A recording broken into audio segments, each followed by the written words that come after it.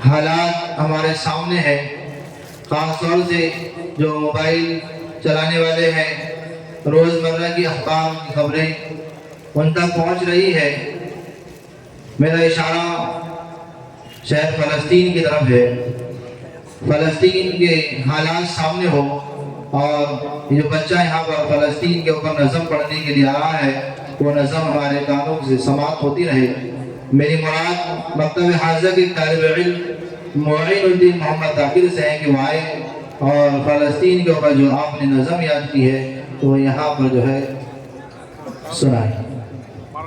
अस्सलामु अलैकुम व रहमतुल्लाहि व बरकातुहू।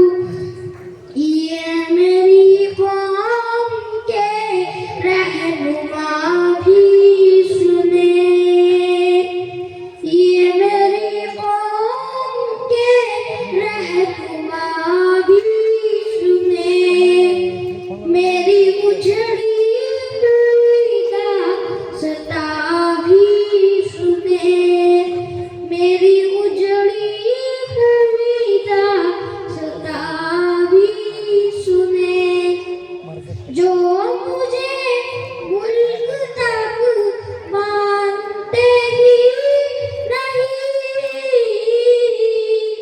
जो मुझे मुल्क तक मानते ही नहीं, सारी दुनिया के वो हुक्मरां भी सुने, सारी दुनिया के वो हुक्मरां भी सुने।